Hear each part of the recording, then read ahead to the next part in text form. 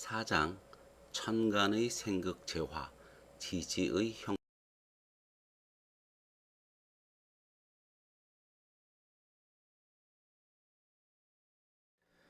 4장 천간과 지지의 상호작용 중 제2절 지지의 형충 회합에 대해서 계속 이어서 수업을 진행하도록 하겠습니다.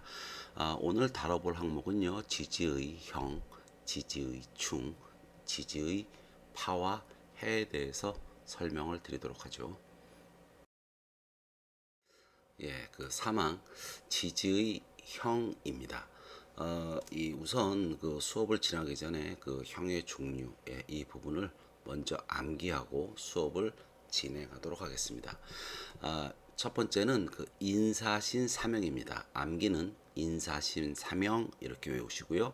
다음은 축술미 사명입니다. 축술미 사명. 자, 암기 역시 축술미 사명이라고 외우시고요. 그 다음에 자묘는 상형입니다. 서로 상자죠. 서로 형을 한다 해서 상형이라고 합니다. 그리고 스스로 자자죠.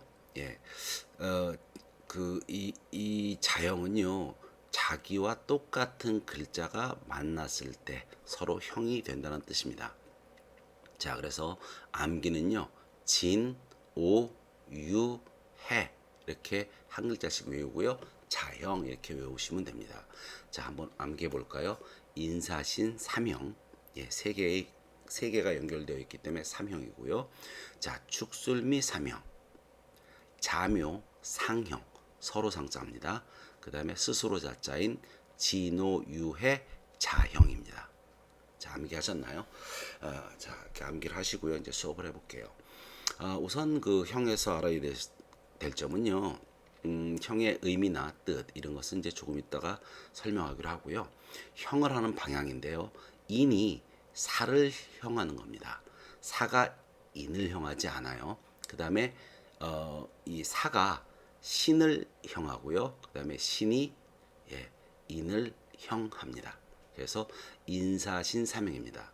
이 순서를 잘 알아놓으셔야 돼요. 형하는 순서가 그대로 적혀져 있는 순서입니다. 다음은요, 그 축술미 사명인데요. 축이 수를 형하고요. 술이 미를 형하고 미가 축을 형하는 겁니다. 반대로 거꾸로 돌진 않아요. 그래서 축이 미를 형하는 것이 아니라 미가 축을 형하는 겁니다. 그래서 이 방향을 반드시 암기해 놓으셔야 돼요.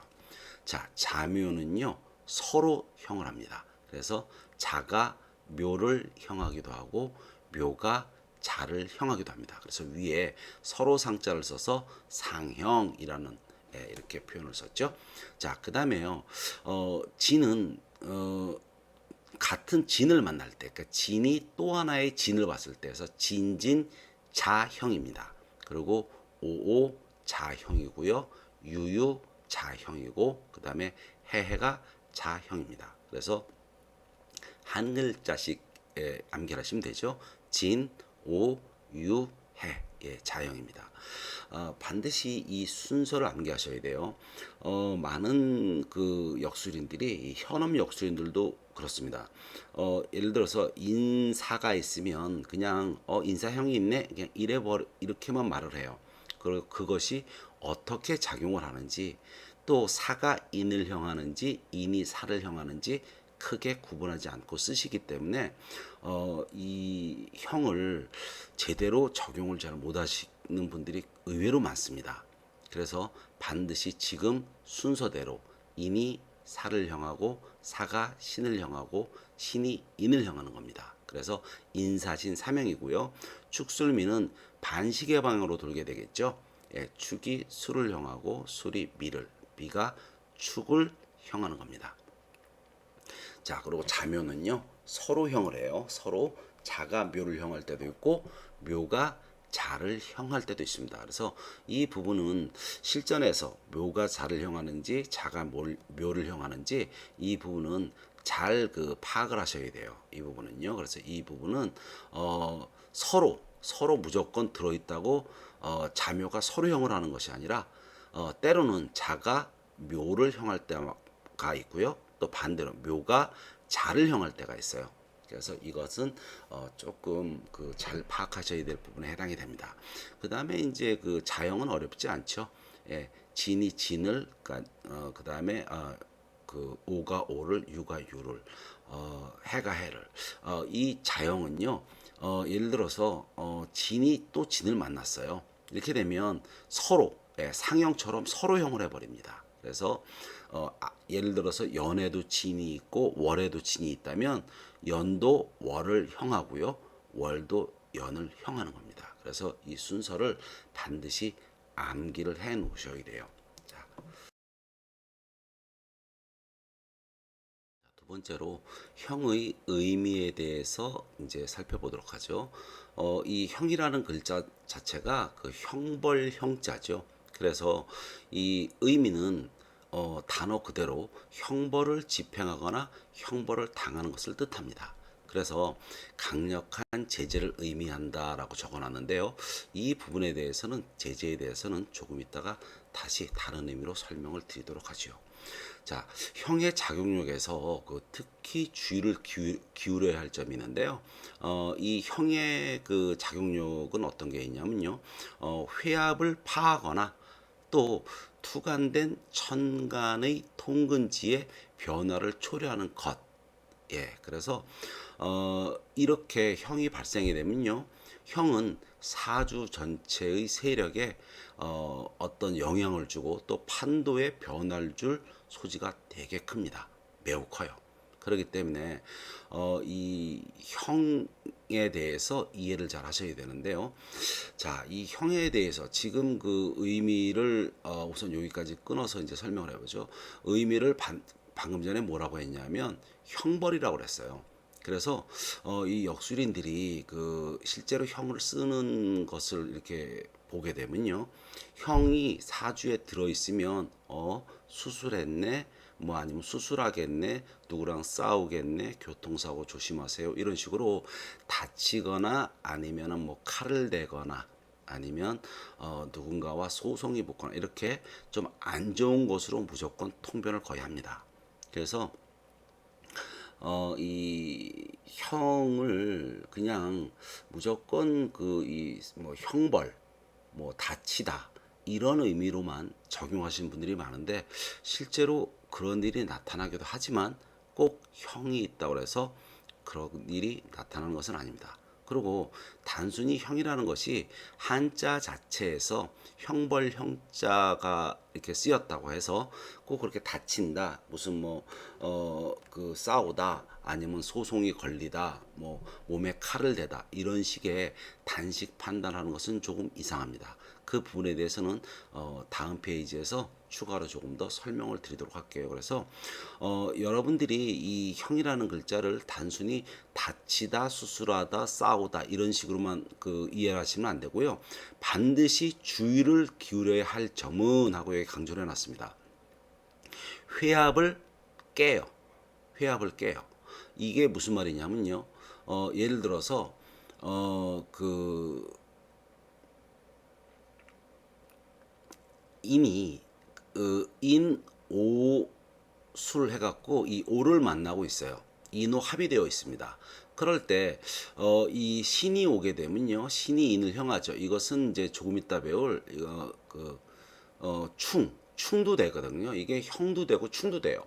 그러면 이것을 형해 버리게 되면 인오가 깨집니다. 즉 인이라는 글자 자체가 이 오에 종속되지를 않아요. 오에 종속되질 않아요. 이것이 형입니다. 예를 들어서 신자 이렇게 합을 해었을 때, 만약에 사를 만나게 되면 이거는 사신합도 되죠. 사신합도. 그런데 또 형이 돼 갖고 이 자를 갖다가 자의 세력으로 얘가 수로서 종속하는 것이 아니라 금생수의 역할을 해버리는 금의 역할에서 금생수의 역할하는 걸로 역할이 바뀝니다. 이런 것이 형이에요. 그래서 이 그 합을 깨고 또 육합을 깨고 회합이나 아니면은 삼합이죠. 네, 그래서 방회나 삼회를 깨기도 하고 육합을 깨기도 합니다. 이런 것이 형의 특징이에요. 단순히 형이 있다고 해서 무슨 수술한다 아니면 뭐 칼댄다 예, 이렇게 단식 판단으로 쓰면 적중률이 거의 떨어지고요. 주로 하는 역할은 3회와 방회 그리고 육합을 깨는 역할을 합니다. 그리고 두 번째로는 어떤 투간된 천간의 통근지혜라고 나왔는데요. 이거는 이제 초보분들은 좀 어렵겠어요. 예를 들어서 간목이 그 임목에 이렇게 같은 목에 천간이 이렇게 같은 지지를 만나게 되면 이것을 통근했다고 그래요. 뿌리를 내렸다. 예, 지지로 뿌리를 내렸다. 이렇게 통근하는데 이 신이라는 것이 오게 되면 신이 인을 이게 형하거든요. 이건 조금 있다가 충도 돼요. 그래서 충도 되고 형도 돼요. 그렇게 되면 이 통근된 이 힘이 간목이 이 임목의 지지를 받아서 힘이 좀 셌었는데 이 뿌리가 손상이 돼 버리니까 예, 간목이 힘이 없어집니다. 이렇게 변화를 약하게 초래할 수도 있고 반대로 이 힘을 더 강하게 작용시켜 줄 수도 있어요. 예, 그래서 이것이 천간의 기운을 강하게도 약하게도 만들어주는 이러한 변화를 줄 수 있다는 겁니다. 그래서 여러분들이 형에 대해서 알아야 될 것은 단순히 수술한다, 뭐 다친다, 뭐 이렇게만 암기하시면 안 되고요. 반드시 꼭 알아야 되실 것은 이 방회, 삼회, 그 다음에 육합을 깨고 투간된 천간의 힘, 혹은 사주 전체의 지지 세력 같은 그런 세력 판도에 영향을 준다. 이 부분이 형에서 알아야 될 핵심에 해당이 됩니다. 그러므로 그 밑에도 이제 적어놨죠. 예, 좀 이어서 가볼까요? 자, 여기에다 그런 내용을 적어놨는데요. 형의 해석에 있어 대상을 크게 손상시키거나 분립하게 소송, 배신 등의 부정적인 의미만으로 통변하는 것은 합리적이지 못하다. 형에 대해서 올바른 이해와 그 다음에 그 실제 적용에 있어서 형의 작용력이 희용 기구안에 어떠한 영향을 미칠 것인지에 대해서 주목하여 통변하는 것이 가장 중요하다라고 적어놨습니다. 요 희용기구화는요, 그 사주의 이제 그 이 뒤에 부분에서 여러분들의 수업의 뒤에 부분에서 이제 배우게 될 텐데요. 희와 용은 사주에서 자기에게 도움을 주는 글자를 얘기하고 기구는 이 사주에서 도움을 주는 이런 글자들을 괴롭히는 애들이에요. 예, 그리고 한이라는 것은 이 아무것도 안 하는 백수입니다. 백수, 불안당이라고 그러죠. 불안당. 이게 땀 한자거든요. 예, 그래서 이 쉬고 있는 거죠. 한가하게 쉬고 있는 겁니다. 그래서 이러한 희용기구 한신에 예, 그래서 중요한 글자이거나 중요하지 않은 글자이거나 아니면 아무것도 아니었던 글자를 예, 좋게도 나쁘게도 만드는 이러한 작용력을 하는 것이 형이지 단순히 여기에 적어놓은 것처럼 분리 파괴, 소송, 배신, 수술, 뭐 교통사고, 뭐 칼 맞아요, 뭐 이런 표현들은 너무나 단식 표현에 해당이 되기 때문에 이 부분은 그렇게 형을 이해하시면 안 되고요. 좀 전에 강조했던 부분으로 반드시 주의를 기울여서 이해를 하셔야 합니다. 자, 형의 세 번째 항목인 형의 원리에 대해서 좀 설명을 드려보도록 하겠습니다. 이 원리를 설명드리기 전에 사설을 조금 말씀드리고 예, 수업을 진행하도록 하죠. 이 설화고라는 그 중국의 대만의 유명한 학자가 있어요. 이 명리학자로 상당히 이름을 떨치신 분이시고요. 또 국내 이 역술계, 명리학계에도 영향을 굉장히 많이 끼친 분입니다.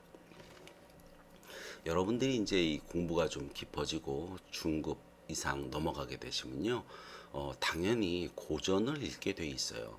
이 그 고전 중에서 많은 고전이 있는데 국내에 그 일반인들이 그 조금 쉽게 접할 수 있는 그 이 고전이 가장 처음에 마주치는 것이 자평진전이라는 것이 있습니다. 서자평이라는 분이 계시거든요. 이 역술계통에 서자평이라는 분이 있었는데 이분은 그 옛날에 그러니까 은주 진안 이런 식으로 중국의 이 고대에서는 연주 위주의 그 사주를 보는 그러니까 띠를 기준으로 사주를 보는 이러한 역술 풍토가 있었는데 아니다. 일주를 기준으로 사주를 봐야 한다라고 해서 근대 이 명리학의 기틀을 세우신 분이에요. 아주 오래된 예전 분이시죠. 예, 그런데 그분이 호가 자평이에요. 자평, 물을 평평하게 한다. 평평한 물이라는 뜻이거든요. 그래서 이 자평이라는 것 자체가 이게 그 물이라는 것이 이게 수평이 평평해지죠. 그래서 음양의 균형을 잡았다. 뭐 이런 뜻으로 호를 쓰셨나 봐요. 그래서 이 자평이라는 분이 있었는데 이분이 그 써놓은 책이 있는데 그것의 주해 그러니까 옛날 책을 현대인이 그 읽어서 쉽게 이해하게끔 주석을 다른 사람이 그 설하고라는 분이에요. 그리고 또 그분이 이 고전 중에서 또 이제 적천수라는 것이 있는데 그 적천수도 또 나름대로 이제 징의해 갖고 뜻을 또 이렇게 해석을 해놨고요. 그 다음에 이제 그 알려지지 않은 책이 있어요. 이름이 없는 무명의 책인데 난강망이라고도 불리는데 그 책을 또 그 궁통보감이라는 이렇게 이름을 달아서 또 주의하기도 했습니다. 그래서 그 책을 써내면서 많이 유명해지기도 했고요. 또 나름대로 실력이 뛰어나갔고 국내에도 많이 알려지신 그런 분입니다. 그분이 그 쓰신 책을 이렇게 보게 되면요. 형이라는 것은 쓸모가 없다. 이거는 아예 그 논할 가치조차 없다. 이렇게 평을 하십니다. 그 예를 들어서 아까 이런 얘기를 했어요. 인사신 삼형 예를 들어보게 되면요. 여기에 인이 그 사를 형하고 했어요. 사를 형하고 그 다음에 사가 신을 형하고 했습니다. 그리고 또 신이 인을 형하고 이렇게 얘기했어요. 그러면 이 그 인이 사를 형하게 되면은 이것은 목생화인데 무슨 형이냐? 그리고 사와 신은 이미 육합이 되어 있는데 이미 육합이 되어 있는 것을 어떻게 또 형할 수가 있겠느냐? 그리고 인과 신은 신이 인을 이미 이제 그 충을 하는데 요 충은 이제 요 뒤에 페이지에서 배우겠죠. 예, 충을 하는데 인사신이 사명이 된다는 것은 말도 안 된다. 웃기지도 않은 얘기다. 그래서 이것은 일고에 논할 가치도 없다. 이렇게 평을 하셨습니다. 이런 예를 들었거든요. 그리고 또 축술미 사명은 같은 토끼리 싸워봐야 무슨 형이 되겠느냐. 그래서 일고의 가치도 없다. 이랬는데요. 그것 때문에 국내에서도 그 이 설하고 학파를 그렇게 따르시는 분들은 이 형 자체가 쓸모없고 잘못된 학문이다 이렇게 얘기를 하세요. 그래서 여기에 그 형의 원리를 어쩔 수 없이 이렇게 그 적어놓게 됐습니다. 형이라는 것은 작용력이 대단히 강한 겁니다. 이렇게 설하고라는 분이 말씀하신 것처럼 쓸모없는 것이 아니라는 이런 사족을 좀 달고 그 다음에 수업을 진행하도록 하죠. 자, 여기에는 말을 좀 복잡하게 써놨어요. 하도를 기반으로 금목 수화토의 상생의 원리가 발생이 되고, 자, 처음에 우리 그 오행의 그 초보 단계에서 외웠죠. 금목수화토, 그죠? 금수목화토, 그다음에 금목수화토, 예, 이런 식으로 오행의 상생 운동 순서, 상극 운동 순서, 오행의 생성 순서 이런 거 외우셨죠? 거기에서 금수 목화가 오행의 그 상생이에요. 그리고 마지막에 토가 나타났었죠. 그리고 낙서를 기본으로 금화 교육이 일어나서 그래서 금화 교육이 일어난다 해갖고 그 금화 교육 수업 이미 했었죠. 그래서 상극의 원리가 발생이 돼요. 그래서 이 상생과 상극의 원리가 서로 엮이면서 발생된 것이 그래서 여기에 써놓기를 하도는 지리되어 방으로 자리하고 낙서는 기로써 움직이니 해갖고 이 선천의 그 상생은 음으로써 이 동서남북의 방위로 움직이게 되고요. 그 다음에 이 후천인 낙서는 양으로서 기로써 이 자리하게 돼요. 그래서 이것이 서로 엮이면서 형이 발생이 됩니다. 말이 어렵죠? 자, 우측에 그 표를 그려놨는데요. 거기서 설명을 드려보죠.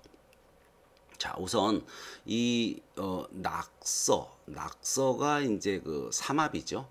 삼합. 그러니까 이 음양을 삼해와 방해를 음양으로 나누게 되면 이 동서남북이 자리를 딱 잡고 있는 이런 방이 음에 해당이 되고요. 그 다음에 이렇게 신자진, 사유축 이런 식으로 자기를 극하는 방위를 뺀 나머지 두 방위의 한 글자씩과 합을 하는 것이 삼합이거든요. 그래서 이 삼합이 이 삼해가 양이 되고요. 그 다음에 이 방해가 음이 돼요. 그래서 이 형은요, 이 삼해가 방해를 만나게 됨으로써 이 방해의 기운을 어떤 글자의 기운을 세게 만들어주는 역할을 하는 것이 바로 형입니다.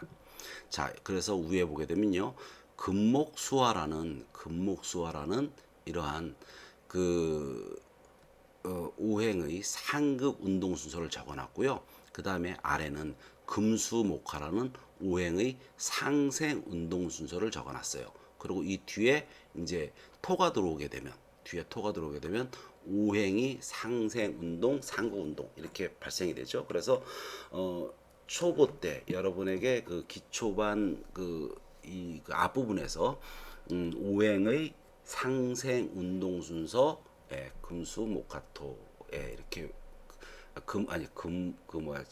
금수 목화토, 이렇게 암기를 시켰고요. 상극 운동 순서는요, 금목 수화토 이렇게 암기를 먼저 시켰던 거죠. 이것이 낙서의 상극이고 그 다음에 하도의 상생입니다. 그래서 이걸 그대로 적어보게 되면요, 자, 금국은요, 같은 금국을 보게 되면 지금 이 위에 부분은요, 삼합의 금국이죠. 그죠? 사유축 삼합의 금국이에요. 그리고 아래는요, 신유술 방위의 금국입니다.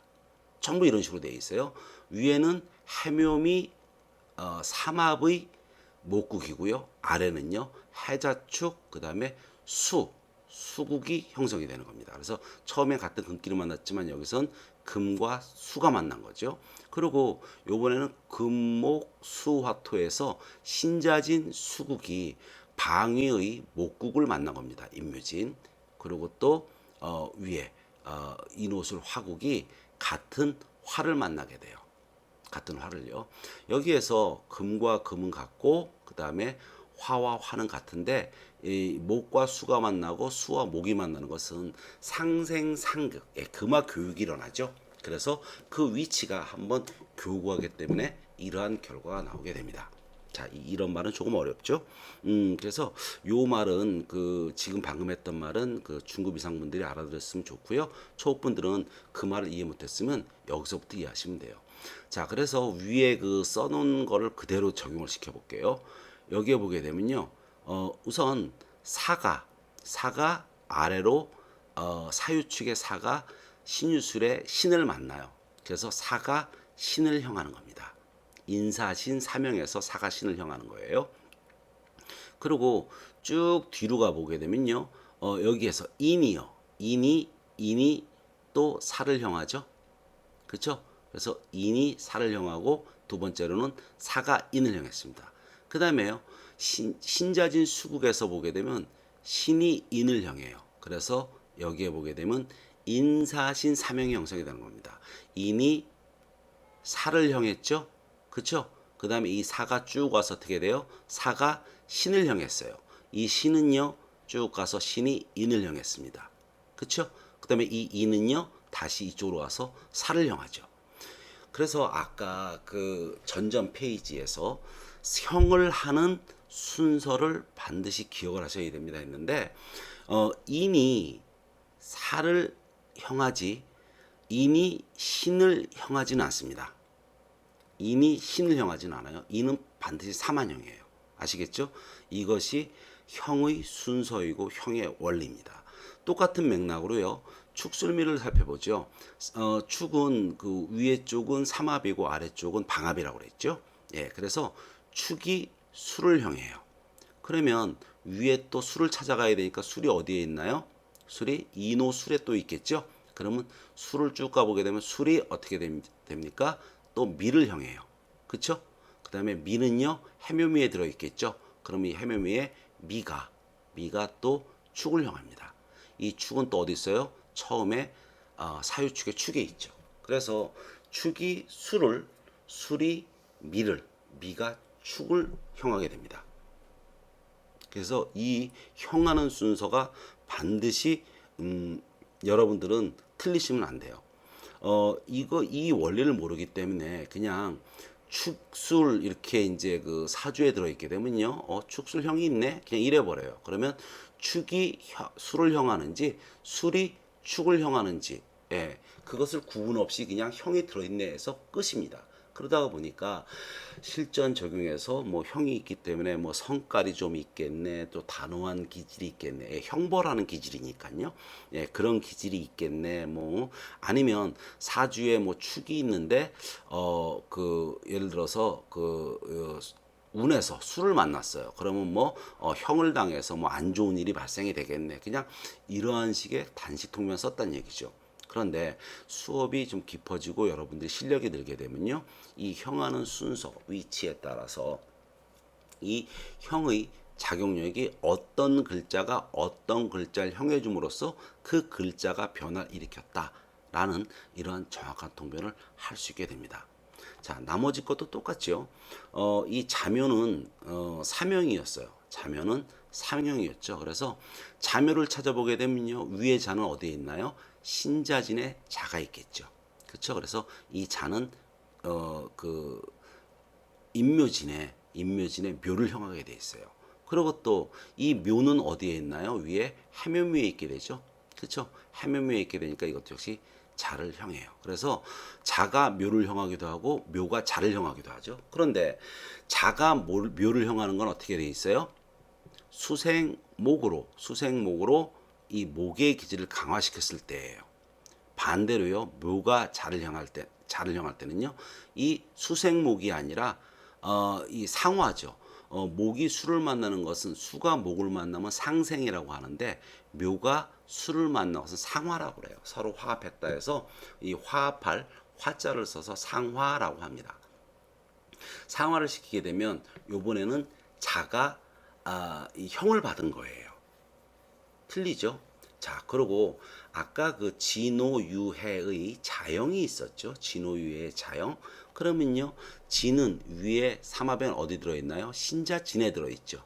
그쵸? 그리고 신자진이 인묘진의 진을 만났어요. 그래서 같은 진을 만난 거죠. 그래서 이것은 역시 그 진이 진을 만나게 되면 이 수를 형한 게 아니라, 목을 형해 준 겁니다. 목의 기운으로 이 기운을 형해 줬다, 이런 얘기가 되겠죠. 그 다음에요, 오는요, 오와 오가 만나게 되면 이것은 그냥 같은 오가 만났으니까 화를, 같은 화죠. 그래서 이거는 뭐 별반 큰 문제가 없죠. 그 다음에요, 유는요, 사유축에 유가 있죠. 이건 역시 같은 금이니까 유유자형도 큰 문제가 없습니다. 그 다음에요, 진호유해해 있죠. 해는 이것이 그 해묘미의 해가 그 다음에 해자축의 해를 향했어요.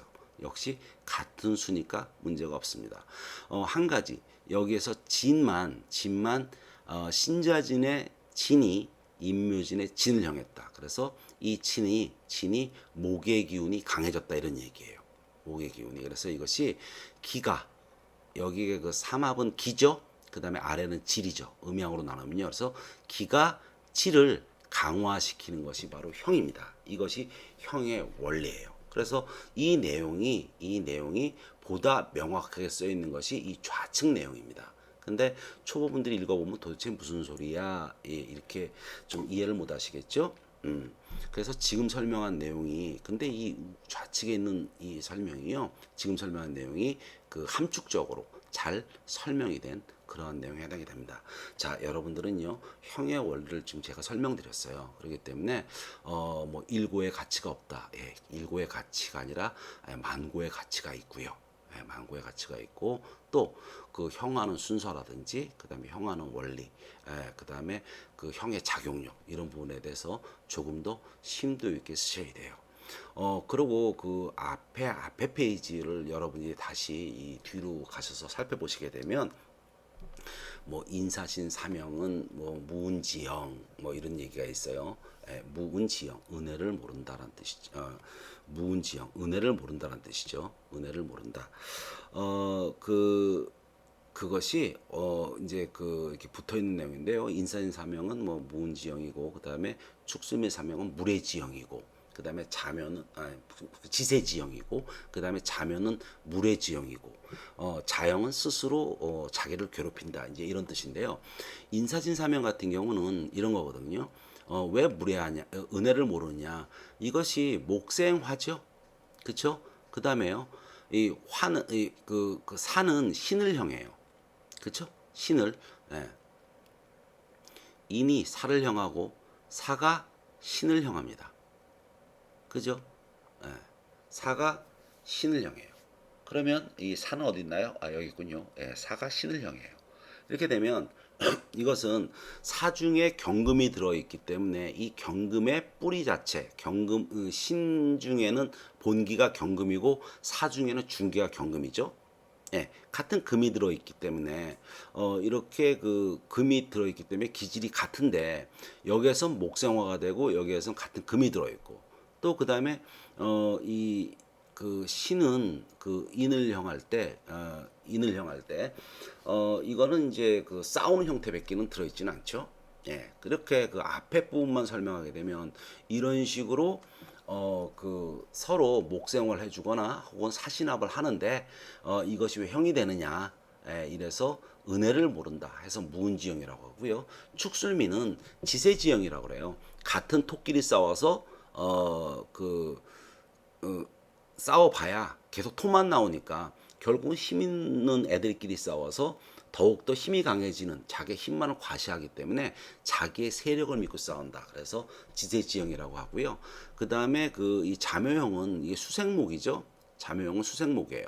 그렇죠. 그래서 어머니가 수생목 아들을 생해준 것 같은데 이것이 서로 사이가 나쁘니 은혜도 모른다. 그래서 무은지형이라고 하고요. 그 다음에 진호유행은 진호유해는 스스로 똑같은 글자가 자기를 괴롭힌다 해서 스스로 자체를 써서 자형이라고 하는데 무은지형, 뭐 지레, 뭐 이렇게 지세지형, 그 다음에 뭐 무은지형, 지세지형, 자형. 뭐 이런 것을 굳이 그렇게 뜻을 거기에 크게 두지 마시고요.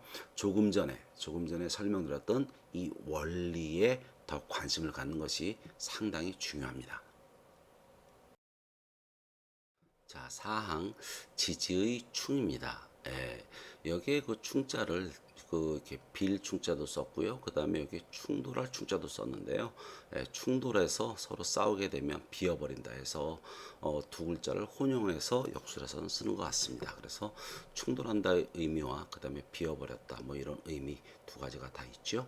자, 우선은요 앞에처럼 형처럼 먼저 암기를 먼저 해놓고요. 그 다음에 나머지 의미와 그 다음에 원리 그리고 충의 작용률에 대해서 하나씩 살펴보도록 하죠.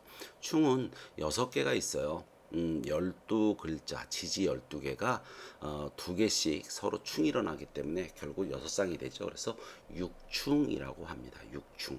예, 육합처럼 6개의 충이 발생이 돼서 여섯 육자죠. 예, 육충이라고 합니다. 그래서 육충에 대해서 설명을 암기를 먼저 하죠. 자, 암기하십시오. 좌우충입니다. 좌우충. 자, 충미충이고요. 그 다음에 인신충. 그리고 묘유충, 진술충. 그 다음에 사해충입니다. 이 좌측표에서 한번 설명을 드리면서 또 연습도 한번 더 하는 이런 시간을 갖도록 하죠. 자, 그 우측에 그 표를 보시면서요. 다시 설명을 한번 해볼게요. 여러분들은 좌측 손바닥을 펴고요. 손가락을 꼭꼭 짚어가면서 따라 하시면 되겠죠. 손바닥의 그 위치에서 12지지 위치 단계하셨죠? 자, 좌우충입니다. 서로 마주보고 있는 6번째의 글자를 충하게 되는데요.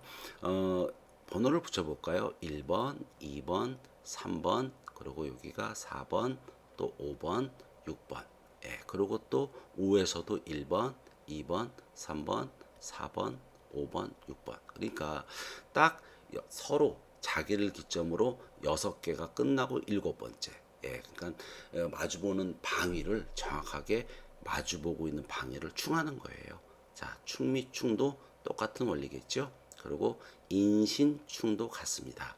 그리고요, 묘유충, 그쵸? 자, 그리고 진술충, 그리고 사해충입니다. 역시 똑같은 내용으로 우측에서 연습을 한번 더 해볼까요? 자, 좌우충이죠. 그 다음엔요, 충미충, 그리고 묘유충, 진술충, 사해충이에요. 그죠? 네, 그래서 진술충, 사해충. 자, 이렇게 6충이 일어납니다. 지금 이 표에서 색깔을 지금 이 좌우묘유는 이 청색으로 표기를 해놨어요. 야, 이 좌우묘유는요, 기질이 바뀌는 글자가 아니죠. 예, 이것은 앞에서도 설명을 많이 드렸죠.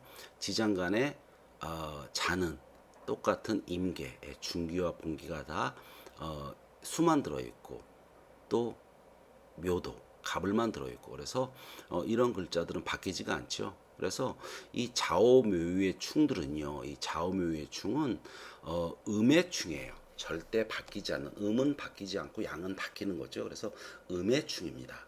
그렇기 때문에 조금 격렬하지는 않지만 조금 지독한 면이 있어요. 끈질기게 절대 화해가 안 되는 거죠. 예, 이런 것들이 바로 묘유충과 그 다음에 좌우충입니다. 예를 들어서 이 빨간색으로 표기해 놓은 것은 이제 눈치채셨죠? 양. 인신사에는 남자들의 싸움 같아요. 남자들은 싸우고 친구도 되고 또 싸우다가 술 한잔 먹다가 또 싸우기도 하고 막 이렇게 그렇죠. 이 그 인신사회, 인신충, 사회충들은요, 좀 변동이 있어요. 예를 들어서 인신충을 받았다가 인이 만약에 그 오가 와요. 그러면 얘랑 싸우다 말고 여기에 오에 일하러 가요. 오를 따라가 버려요. 이렇게 변할 수가 있죠. 이 신도 인을 형하거나 또 아까 앞에서 형도 됐죠. 이렇게 충도 돼요. 예, 신은 이 충도 되고 또 인은 인을 형하기도 해요. 그래서 형충을 다 하고 있죠. 예, 그런데 이것이 자를 만났어요. 그러면 이 자로 일하러 가버려요. 예, 이런 식으로 인신사에는 좀 변동이 있는 이런 충입니다. 그리고요, 이 진술충미는 싸워봐야 결국은 다 같은 이제 그 본기만 본다면 뭐 여기와 중기는 틀리지만 본기만 본다면 다 토죠. 그래서 이것은 그 진술충과 충미충 같은 토의 싸움이라서 법붕자를 써서 붕충이라고도 해요. 붕충. 예, 친구끼리 싸운다라는 얘기죠. 그래서 이 싸워도 지장 간의 여기와 중기, 초기와 중기는 손상을 입어도 봉기는 토는 기토는 기토끼리, 그다음에 술토는 무토는 무토끼리 이렇게 그 남게 되기 때문에 손상이 크지 않다는 뜻이죠. 네, 그래서 여기에 색깔을 지금 천지인 세 가지로 나눠 놨습니다. 이런 충의 그 어떤 정도 이런 차이가 조금 납니다. 자, 앞에 암기한 그 충에 대한 그 의미를 조금 설명을 드려보죠. 충이란 방위의 충돌이에요. 그래서 이 해자축이요. 가만히 보게 되면 해자축이 사오미와 싸우고 있죠. 그래서 사해충이 일어나고 있어요. 그 다음에 좌우충이 일어나고 있어요. 그리고 충미충이 일어나고 있습니다. 그래서 이것이 방위의 충돌입니다. 서로 마주보는 방위요. 또 여기에 인묘진과 그 다음에 신유술이 또 충을 해요. 그래서 인신충이 일어나고 있고요. 그 다음에 묘유충이 일어나고 있어요. 그리고 진술충이 일어나고 있습니다. 이런 식으로 서로 상반되는 방위의 충돌이에요. 그래서 여기에 쭉 내용을 적어놨죠. 상반되는 오행의 충돌을 의미하여 동과 서, 남과 북, 수와 화, 그 다음에 금과 목 등이 서로 대립하는 오행끼리 부딪혀 변하는 작용을 말한다라고 했어요. 자, 그러면 이 충은요 어떤 작용을 하느냐? 이 뒤에 페이지에 또 한번 나오는데요. 충은 통근지를 손상하고 합을 방해하는 요소로 일단은 작용합니다. 통근지를 손상한다. 예, 통근은 앞에서도 얘기했죠. 예를 들어서 간목이 있어요. 이게 간목이 있으면 이 간목이 있으면 간목은 뿌리를 내릴 수 있는 곳이 목을 다 찾게 되면요. 인묘진이 들어있겠죠. 일단 인묘진, 인묘진이 들어있고요. 그 다음에 또 어디 있어요? 해와 미에 있죠. 예, 이거 찾는 법은 저번에 설명드렸죠. 방합, 삼합 두 가지 적용하게 되면 목이 들어있는 곳은 이것밖에 없죠. 인신충을 당하게 되면 이 간목의 뿌리를 이렇게 쭉 인묘진 혹은 해 혹은 미에 뿌리를 내리고 있는데 이들이 충을 당하게 되면 이 간목의 뿌리가 손상이 된 거다 이 뜻입니다. 그래서 통근지를 손상한다 이런 얘기예요. 또 이 육충은요 육합을 깨는 역할을 해요. 방해와 그 다음에 이 3회 여기에는 100% 깨지 못해요. 100% 깨지 못하고 육합은 100% 깨버려요. 그래서 예를 들어서 인해합을 하고 있어요. 그런데 이것이 어느 한쪽이 충을 받았어요. 그 사해충을 받든지 아니면 인신충을 받든지. 그래서 이렇게 인해합이 이렇게 쭉 되어 있을 때, 예, 한쪽이 충을 받아버리게 되면 이 합이 깨져버린다 이런 얘기죠. 깨지게 되면 어떻게 돼요? 합은 묶여서 작용을 못하는데 충을 받았죠. 그러니까 이 글자가 움직이게 돼요. 움직이는데 깨끗하게 움직이는 게 아니라 귓방망이 한 대 맞고 움직이는 거니까 기분 좋게 움직이진 않죠. 예, 그래서 한 대 얻어 맞고 움직이게 되는 거예요. 예, 그래도 어찌됐든 합은 깨지는 겁니다. 육합은 그런 거라 그랬죠. 이게 그 연애하듯이 묶여 있는 거라고 그랬잖아요. 그러니까 아이가 이 게임이나 혹은 이성에게 빠져서 육합으로 묶여서 아무 역할도 안 하고 있어요. 공부도 안 하고 자기의 본업을 안 해요. 수업도 안 받고. 예, 그런데 인신충을 맞거나 사회충을 맞으면 와서 한 대 얻어 맞고 빨리 학교 가 이런 소리 들은 거죠. 빨리 게임 그만하고 공부해 이런 말 들은 거죠. 그래서 기분이 좋지는 않지만 어찌 되었던 뭐 싫든 좋든 자기의 본업을 하러 가게 되는 이러한 역할을 하는 것이 중요해요. 그래서 만약에 나쁜 글자가 살아 움직이게 된다면 이것이 잘못된 거죠. 나빠지는 결과가 되는 거죠. 그래서 그럴 경우에는 충을 쳐서 이 나쁜 글자가 오히려 살아 움직이게 되면 이것은 나쁜 쪽으로 해석을 하셔야 되고요. 좋은 글자가 충을 받게 되면 좋은 글자 써야 될 글자가 충을 받게 되면 그것은 그 작용력이 약화됨으로 나쁘게 해석하시면 됩니다. 그것을 실전에선 그렇게 통변을 그렇게 하시면 돼요. 자, 그러고요. 충의 원리는 뭐냐면요. 이것은 이게 그 지지끼리 싸우는 게 아까 여기에 방위의 충돌이기도 한데요. 사실은 내용을 가만히 따지고 보게 되면 지장간끼리 싸움을 일으키는 거예요. 그래서 천간, 지장간, 지지의 천간이 싸움을 일으키는 거거든요. 자, 좌우충은요. 자임계가 있죠. 그런데 이제 그 본질만 보게 되면 계수가 들어 있죠. 계수가. 그래서 계수와 오병기정의 그 정화가 싸움을 받는 거죠. 그러고요. 충미충은요. 축 계신기가 있는데 이 여기에 계신 기는 같은 이 미토에도 들어있기 때문에 이 기는 뺐어요. 그리고 미에는요 정을 기가 있죠. 그래서 정계충이 일어나고 을신충이 일어나는 거예요. 또 여기에 보게 되면 이렇게 정계충으로 이쪽이 얻어맞기도 하죠. 또 여기에 보게 되면 이 화극금으로 정화가 또 신금을 극하기도 하죠. 싸움이 은근히 치열하죠. 또 이 신금은 을목을 때려잡으려고 하고요. 또 이 계수는 을목을 또 생하려고도 해요. 그래서 이 충미층은 이렇게 지장간이 복잡하게 작용하는 것이 들어있죠. 자, 인중에 병화와 간목이 들어있죠. 병화와 간목, 여기에 신중에는 임수와 경금이 들어있습니다. 우선 초기는 초기끼리 싸움이 일어나죠. 병화가 이 임수의 극을 받고 있고요. 또 경금이 간목을 극하고 있어요. 그런데 이 병화는 여기에 보게 되면 경금을 좀 극할 의지를 갖고 있고요. 또 임수는 간목을 생을할 이런 마음도 가지고 있죠. 또 이 묘유충을 보게 되면요, 이 묘유충은 신금이라네요. 자, 을목과 그 다음에 유의 신금이 싸움을 하는 거죠. 진술충도 마찬가지예요. 여기에 을개가 있죠. 을개, 그렇죠? 그리고요 술 중에는요 신과 정이 있어요. 신정. 무는 같이 서로 들어있기 때문에 손상을 안 입죠. 그래서 여기에 을목과 신금이 싸우고요. 그 다음에 정화와 계수가 싸워요. 그렇죠? 네. 그리고 또 생하려는 의지도 있죠. 여기에 신금은 계수를 약간 생을 의도가 있고요. 또 을목은 또 정화를 생하려는 의도가 좀 있기도 하죠. 그래서 초기와 중기끼리는 상생의 의미도 들어있는데 같은 초기끼리, 같은 중기끼리는 싸움이 일어나죠. 사해충도 같은 원리입니다. 사중의 경근과 그 다음에 해중의 간목이 싸움이 일어나는 거고요.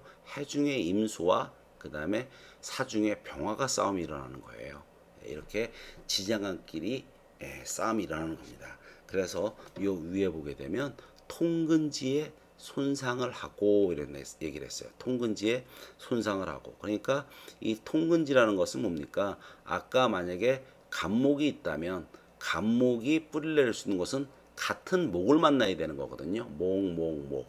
이렇게 목 5개가 있었죠. 목, 목, 목. 그래서 인묘진에 들어있는 목들이죠. 인중의 간목, 그 다음에 나머지는 다 저기 그 을목이고 여기 2개는 그 다음에 해중의 간목 그리고 또 미중의 을목 이렇게 갑 2개 그 다음에 을 3개 뿌리를 낼 수가 있는 거죠. 이러한 통근지에 손상을 입는 겁니다. 그래서 지장간끼리 싸움이 벌어지기 때문에 이러한 목들이 죽어버리는 거예요. 그러니까 내가 뿌리를 내릴 수 있는 같은 성분이 없어지는 거죠. 이것이 바로 충의 원리입니다.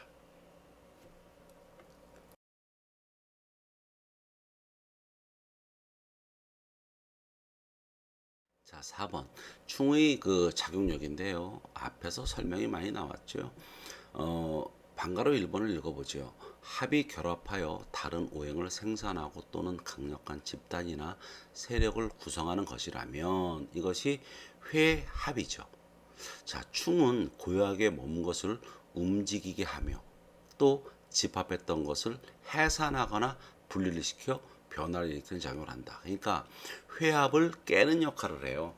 그래서 회는 완벽히 깨지 못하고 육합은 완벽히 깬다라는 것이 아까 앞에서 나왔었죠. 또 충은요 이것 말고도 그 회합을 깨지 않고 그러면 회합이 안 돼 있을 경우가 있겠죠. 어떠한 글자가 예를 들어서 뭐 그 인이라는 글자가 있는데 얘는 오를 만난 적도 그 다음에 해를 만난 적도 그래서 인회합도 안 해 있고 그 다음에 인묘진도 안 돼 있고 인호술도 안 돼 있어요. 그냥 가만히 있어요. 합이 회가 없는 경우예요. 그런데 신을 만났어요. 그러면 어떻게 되느냐?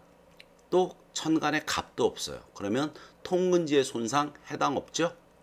그렇죠? 천간에 갑과 을이 없다면 그리고 3의 방해를 안 만났어요. 그럼 어떻게 되느냐? 그냥 이것이 얻어 맞은 거예요. 그렇기 때문에 그렇게 되면 이별, 분리, 자리 불안함, 충돌, 파괴, 다침, 시비 이런 쪽으로 해석이 돼요. 이런 쪽으로요. 그런데 이것이 그 회합이 되어 있다면 새로운 움직임, 그 다음에 또 분발, 개척, 가속 등의 다른 변화의 역할을 담당하기도 해요. 그렇기 때문에 이 기륭을 판단할 때는요, 충이라는 것은 무조건 나쁘다라고 해석하시면 안 돼요. 나쁜 경우는 언제예요? 충을 당하는 글자가 좋은 글자인데 그 글자가 손상을 입었다. 그러면 나쁘게 해석을 해야 되겠죠. 근데 사주에서 필요 없는 글자이고 없었으면 참 좋겠다라는 글자예요. 그렇다면요. 충을 받아서 없어진다면 오히려 좋게 해석을 해야 되죠. 그래서 이 궁합을 볼 때요. 궁합을 볼 때 일지끼리 충이 들어있는 경우의 분들이 의외로 많이 와요. 의외로 일지끼리 충이 있는 분들이 많이 오거든요. 그러면 일지충은 그 부부궁 혹은 애정궁의 충이라고 해서 무조건 나쁘다. 너희들 결혼하면 안 된다. 그러는데요. 실제 결혼한 분들도 궁합을 많이 보러 오거든요. 뭐 예를 들어서 싸웠다. 뭐 아니면 시댁이 문제가 된다. 이래서 궁합을 보러 오는데 그 충을 갖고 있는 일지충을 갖고 있는 그런 부부들이 이혼하지 않고 사는 분들도 굉장히 많습니다. 그렇기 때문에 그 일지끼리의 충이 서로에게 시너지 효과와 도움을 줄 수도 있어요. 근데 단순히 궁합을 볼 때 충이 들어 있어 갖고 너희들은 이 결혼하게 되면 분명히 100% 이혼할 거야. 뭐 이렇게 통변하시는 분들이 있거든요. 그렇지 않습니다. 그렇기 때문에 이 합도 나쁜 작용이 있고 좋은 작용이 있고 충과 형도 나쁜 작용이 있고 좋은 작용이 있어요. 그래서 이것이 형충회 합을 다 해서 움직였을 때 이 형충회합한 그 결과의 모양이 필요로 하는 것이냐 아니면 필요치 않은 것이냐, 또 좋은 것을 강화시켰느냐 아니면 좋은 것을 약화시켰느냐, 반대로 나쁜 것을 강화시켰느냐 나쁜 것을 약화시켰느냐, 이것에 따라서 길흉 화복을 분석을 해야지 단순히 회합은 좋은 것이고 형충은 나쁜 것이다, 예, 이렇게 통변하시면 절대 안 됩니다. 자, 5항 기타로 지지의 그 파와 해에 대해서 좀 살펴보죠. 지지의 파와 해는 역수를 하시는 분들이 이렇게 중요하게 다루지 않는 성향이 좀 많죠. 저 역시도 이 부분을 이렇게 크게 다루지는 않습니다. 작용력이 생각보다 이렇게 아주 강하게 실전에서 나타나지 않는다라는 거죠. 그래도 이 지지의 원론, 지지를 공부하는데 원론을 분석해 보게 되면 이 의미와 뜻은 분명히 강하게 들어 있습니다. 근데 실전에서, 예를 들어서 실전에서 어떠한 것에 길흉화복을 물어볼 때 이 그 파의 작용력에 대한 것을 해석을 했을 때 적중률이 생각보다 높지가 않다라는 겁니다. 그래서 이렇게 이론, 원리 정도는 학생이라면 공부를 해야 되지만 실전 적용에 있어서는 그렇게 그 비중을 크게 차지하지 못한다는 이러한 점도 염두에 두고 좀 이렇게 수업에 임하셨으면 합니다. 자, 파는 깬다라는 거죠. 깬다. 그래서 파라는 것은요, 파괴적인 의미를 나타내며 형이나 충보다는 나쁜 죽이는 작용이죠. 살작용이 다소 약하며 파괴하려는 속성이 있다. 자, 이것이 그 책에 보통 나와 있는 내용들입니다. 그런데 이 파의 그 원리, 파의 원리를 보게 되면요, 파는요, 충하는 요소를 방해하는 것이 파예요. 충하는 요소를. 자, 예를 들어서요, 좌우충을 치죠. 그런데 이 유가 나타나게 되면 이 자유가 파예요. 그래서 이 충이 좌우충이 안 일어난다라는 거죠. 그래서 이 오화가 충을 안 받고 지켜진다라는 거거든요. 그런데 좌우충이 일어나더란 얘기죠. 실전에서 보게 되면 좌우충을 겪었습니다라는 이러한 통변을 많이 든다는 얘기입니다. 또 오가 그 묘와 팔을 해요. 그러면 묘와 오가 팔을 하게 되면요, 이 오가 이 좌우충, 예, 좌우충을 하는데 이 좌우충을 안 일으켜요. 또 여기에 보게 되면요, 이렇게 묘유충을 하게 되죠. 묘유충, 그렇죠? 예, 그런데 요번에는 이 자가 나타나게 되면 유가 묘를 충하지 않아요. 또 오가 나타나게 되면 이 묘가 유와 싸우지 않습니다. 그래서 이 자유파, 그 다음에 묘파, 이것이 하나의 네 개의 그 틀로서 서로 연계고리로 움직이게 되는 것이 원리예요. 나머지 것들도 이러한 원리, 또 어떤 형태, 모양 이런 것을 갖추고 있는 그런 것을 많이 보이고 있거든요. 자, 그 다음에요, 그 인해파, 그 다음에 그 사신이 파인데요. 자, 인과 그 해가 서로 파예요. 그러면 사해충을 말리는 거죠. 사해충을. 그리고 또 이 신과 또 인이 이 충을 할 때 사가 나타나게 되면 또 이것이 또 파가 돼요. 그래서 서로 연계가 되는 거죠. 그래서 아까처럼 이 네 개의 글자가 서로 연계가 돼요. 그런데 여기가 그 사와 그 신은요, 사와 신은 파가 되는데 이것은 이미 형도 됐고, 그쵸? 또 육합도 돼요. 근데 여기에 파까지 껴요. 사신은 복잡하죠. 예, 이런 작용력을 해갖고 충을 말린다. 예, 이렇게 하는데 글쎄요, 충을 말려졌나요? 이런 일이 안 생겼나요? 라고 물어보면 아니요, 그 일 그대로 일어났습니다라고 말을 하기 때문에 이 파라는 것의 그 적용 이 부분에서 이렇게 강하게 심도 있게 잘 쓰지가 않아집니다. 자, 아무튼 가볍게 이러한 원리로 진술 준비도 짜여졌다는 정도로 이해하시면 됩니다. 자, 다음 기타로 2번 해입니다. 해. 지지의 형충회합 이렇게 그 수업을 진행했는데요. 여러분들이 이제 역수를 하시다 보면 형충파해 이런 말을 많이 듣습니다. 형충파해는 모두가 그 회합과는 다르게 회합이 무는 역할을 한다면 형충파해는 깨거나 방해하는 역할을 하는 것이 형충파해예요. 그래서 형충회합이라는 용어 말고 이 깨는 쪽만 모아서 형충파해 이런 용어를 많이 듣게 되실 겁니다. 자, 그중 이제 그 2번 해인데요. 이 해는요, 그 책에 이제 보통 일반적으로 적혀 있는 내용을 보게 되면 해롭게 한다는 의미로 형충파해 중 가장 역할이 미미하다. 여인의 질투와 같이 미워하여 음모하는 성향을 나타낸다. 그러니까 대놓고 깨질 못하고 그냥 뭐 흔히 말하는 뒷담화 아니면 좀 구설 뭐 음해 정도 시기 질투 이 정도의 작용을 한다. 그러니까 미미하다 이렇게 많이 써 있어요. 이 해도요 그 지지의 그 지방도 지방도라는 것은 이제 저만이 쓰는 건데요. 지지의 어떤 모양을 이제 입체적인 그림으로 이제 그려보는 거예요. 천간이 기, 그리고 공간이겠죠. 그리고 지지가 이제 형태, 모양. 그래서 이 그 어떤 그 시간이라든지 또는 어떤 형태 이런 쪽으로 이 지방도를 그리면서 지지를 곰곰이 분석을 해보면 모양새는 다 있어요. 그리고 그 원리, 이치도 다 드러는 납니다.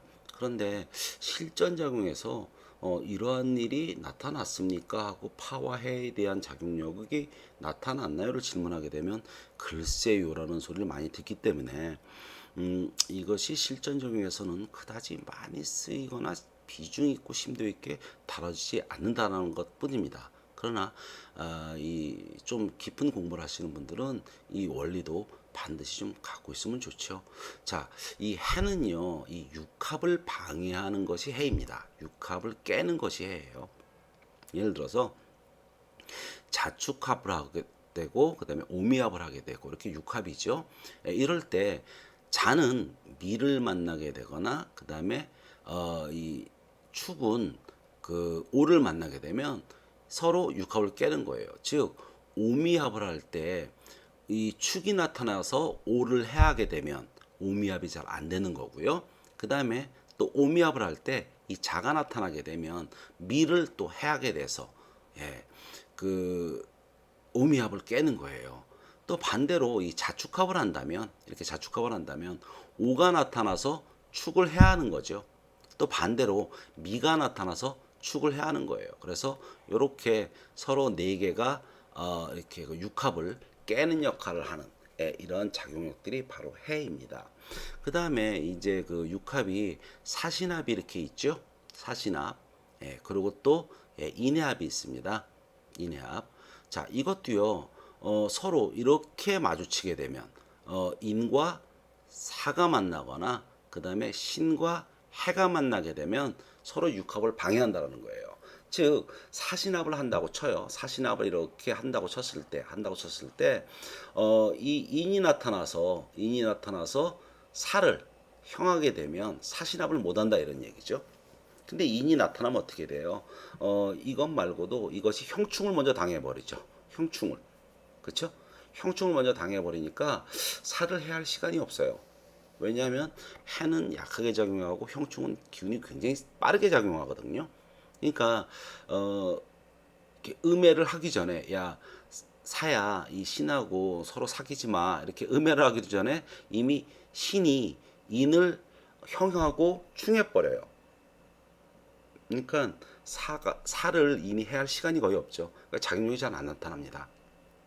또 그 사신합에서 이 해가 나타나게 되면 역시 그 이 신을 형해서 아니 신을 해서 사신함을 깬다라는 건데 해가 나타나서요. 신과 이 사신합 이걸 하기 전에 사해충을 치면서 이미 사해충을 일으켜서 해중의 임수가 사중의 병화를 그 다음에 그 해중의 간목이 또 사중의 경운과 이게 쌈이 이미 붙어버려요. 쌈이.